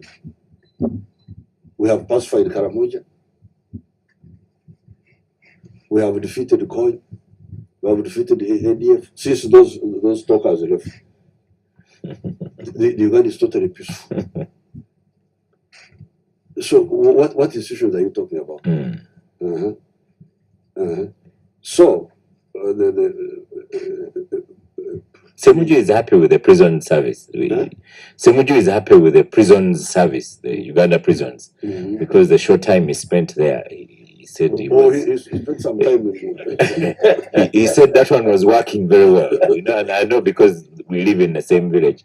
I also believe that. Now, sole candidate versus production, I think that people are concentrating on sole candidate, not on production. That's why I don't want to be part of that excitement. That's why I say, please, let's leave the politicking, concentrate on production. Transition. Again, Ssemujju is worried about transition. There is no worry about transition in Uganda. I can tell you this. The problem is that I think the problem you have is like I am here. Our army is in Somalia. I have visited that place once, some few years ago. Our other army is in Central African Republic. I have never been there. The other is in South Sudan. I visited there once.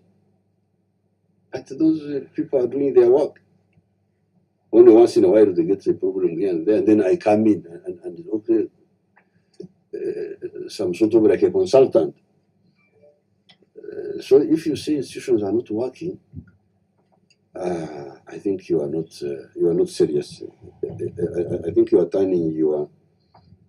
Yes, there are some which have problem, like the civil service still has issues, but the revenue authority is doing very well. Kampala City Council was an institution. It was there. It was not doing well. See what Museveni has done there. What has she done? What has she done? You got Kafundo Mukasa Road. No, sorry to engage you on this, but it's a very serious point that we need to discuss. Mm. This Kampala you're talking about in the center is a Kampala of 60. The Kampala that has grown under you is an informal Kampala. In Kigali, the city is no longer accepting informal settlement. At one time, when you are no longer a president, we will have to erase this Kampala because you see the physical plan for which we paid 9 billion shilling. Nobody is following it up. Kafumbe Mukasa was not brought by Jennifer Musi. Well, it was rebuilt by us. Yes. So Chief Gangster, let me read out a couple of here and then we will have final word here. I have on Facebook, Edward Mukasa says, should we have a president continue to be the appointing authority for office of Chief Justice and Electoral Commission Chair? The president is both a player and a referee in the same game. And then I had another one. Can you be engaging somebody? Yes, I had another question here. Ssemujju has made my day. I've enjoyed myself. Then I have Tumukunde Conrad says, as you people discuss the matter of Muslim clerics in Uganda, the thugs also finished one of our own, Andrew Gatare, who was hit around in a hotel. Burial is tomorrow in Nyabariza, Ntungamo.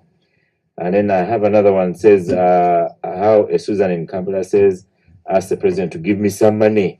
Please tell him, how can I get some of that money? Let's stop for a final break and then we have the Chief Gangster conclude the program. Before I started my side hustle, where I was in college, beside the biggest deal that inspired me to expand my business. Before my company shoes that shine. So you will can't protect you your do a road shoes around for for a long time. Vibala Boulevard, because you deserve the best office and shopping facilities.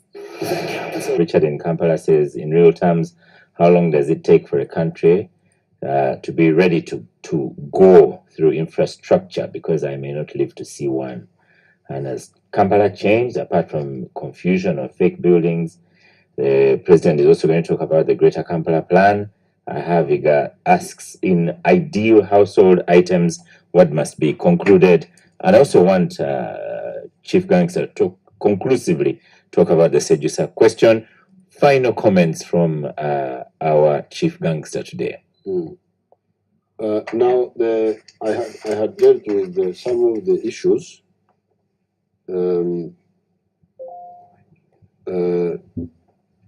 I talked on the issue of weak institutions, which I don't accept. The institutions are there.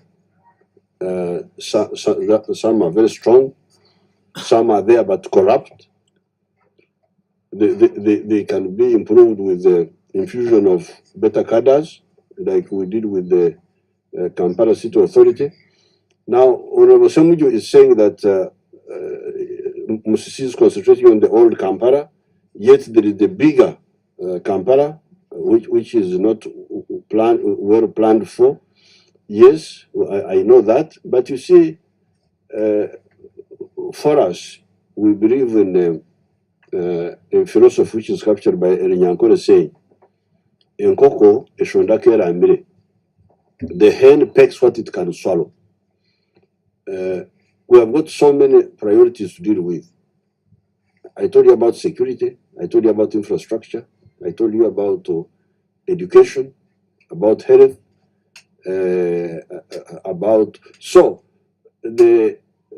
what our budget cannot yet afford, we cannot take on. Besides the history of Rwanda, because you were talking about Kigali, and Uganda is different. The land holding system in Uganda is totally different. It is this land is owned by private people. It is not like in some other countries where the land is owned by the government. So in order to do this, you have to compensate a huge number of people. So we need to plan for that when we are more able. I know there is that need, but we cannot do all things at the same time. I don't believe in that philosophy of being everywhere and nowhere. The issue of Chief Justice has Katonto raised it again.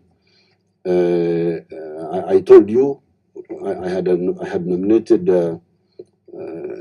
His Lordship Odoki, but now that the committee did not accept him, I will nominate another one.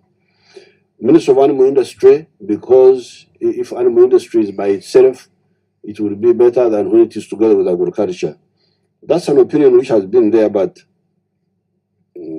I see the cattle industry moving even now, because I'm in that sector. I don't think that being twinned with agriculture is hampering it seriously. Technical colleges. We have a number. I didn't come with the figures today, but our plan is to build a technical school per district, and then eventually per constituency. That is the plan. The other time when I was addressing the NRM conference, I gave the figures, but I didn't come with them here. Chief Gangster, on that one I have a lot to say, so one of these days I should engage you on that one. Very good. Now, the Chinese, much of the money is being taken by Chinese companies because they are not, the locals are not taking these contracts. You see me as a guerrilla. You are a president, you are not a president. But I am a president. You stopped the day you left it. You are now a president of the Republic of Uganda. Thank you very much, Honorable Ssemujju. But I am a president who has got a discipline of a guerrilla. Now, the guerrilla does things at a time. You cannot do everything. So, if the road is done by the Chinese, like now you can move from here up to Kisoro on a good road now. You can go from here up to Mundubujo on a good road. You can go here all the way up to Koboko on a good road. We are almost going to Gulu. The road between Karuma and Gulu has not been good, and also between Karuma and Kafu has not been good, but they are working on it now. You know, Chief Gangster, when you're on gang and talk about roads, the Chigo Road is going to come up. You are the one who has taken yourself there. Yes. Otherwise, very soon we shall be moving on a very good road from here up to Nimure. So, if you open up the country, and the goods are able to come, people are able to travel, and the goods are able to come cheaply. Later on, you can go into these other issues of, okay, when we opened up the country, how much money went to the Ugandans, how much money to the foreigners. That will come. But you want it to come now. I think there is a problem of prioritization. But you got to kick back. Well, that's good information. Why didn't you give it to the IGG? If you are aware that somebody gave a bribe of $200 million on Ujagari, please go to the IGG, and I'm sure she's a very tough lady. She will follow it up. Now, finally, Ssemujju, I told you that he will be handled. Not everything must be said in the papers. You will see how that issue will be handled. Just be patient. It will be handled. I thank you very much. Just 1 second, Chief Gangster. We need a vote here, then you will congratulate the winner. The sample is small, dear listeners, because I have 3 gangsters today. But bear with this. This is our tradition. So we have listeners between Robert Kisesi, Jose Nwabwine, Gift Nansana, Nteje Asimwe Medei in Palisa, who was the #1 listener of 2014. I also have a Facebooker here who's still saying, the president has not answered my question. Give me money, president. But that's maybe we'll put it to him when he comes back again. So, Ofonopondo. I gave Robert Kisesi. Hold on. I gave Robert Kisesi from Bali. Ibra Ssemujju. Gift. Abdul Katuntu. Robert Kisses. Well. Congratulations. What gifts are these? No, these are no gift. Gift is a name. Is one of the participants. We are looking at listener, #1 Capital Gang listener of 2014. Chief Gangster, I'd like you to congratulate Robert Kisesi of Mbale for having one. He's also an NRM youth. They do more listening and SMSing and all those things. But how do you get the they on the system screen. Okay. Yes. Robert is an NRM Yeah. Asala in Bari municipality. I mean, so Norbin is also NRM, Asimo is NRM, but we also had a telephone call from Kisesi, but it wasn't so clear. But so your job now is to congratulate him. I congratulate Robert Kisesi, Wanyaranavi from Bari. I congratulate you. Yes, and so Robert Kisesi, at an opportune time, you'll come to Capture Radio and receive your goodies. We would like to thank the gangsters of the day. Chief Gangster, as usual, you must say you are Chief Gangster of the day. This will be at the end. Honorable Ibrahim Ssemujju, thank you very much for your comments on the gang. Honorable Ibrahim Abdul Katuntu, thank you very much for comments on the gang. Honorable Mr. Oponopono of the Media Center and NRM, thank you very much for comments on the gang today. The Twitterers, Facebookers, SMSers, thank you so much for contributions today.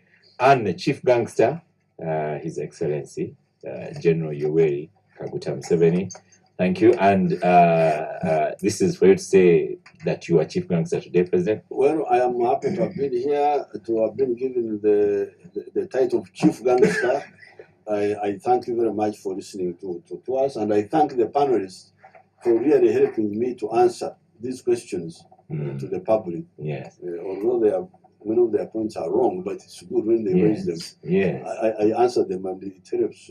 I'm sure the public to know. Yes. To know better. We must commend you, Chief Gangster. And Ssemujju was talking about me engaging in the what do you call these civil society groups and the other political parties. I have no problem. I have no problem. This is their country. The opposition invited you, you didn't turn up. No, they didn't give me. My staff are here. You know, I'm a sort of a puppet. I go to where my staff tell me.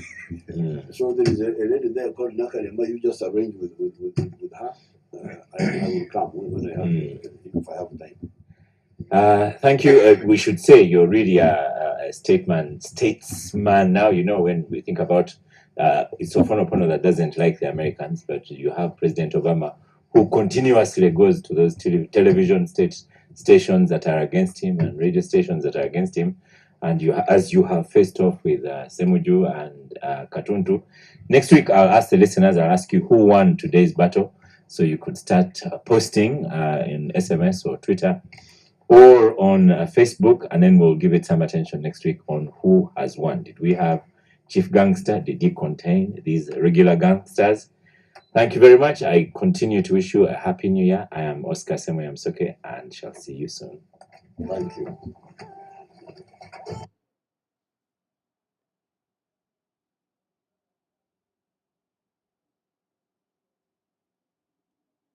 Always we ask the question, what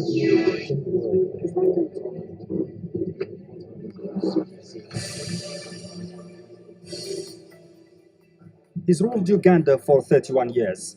With 5 presidential terms in office, Yoweri Museveni is surrounded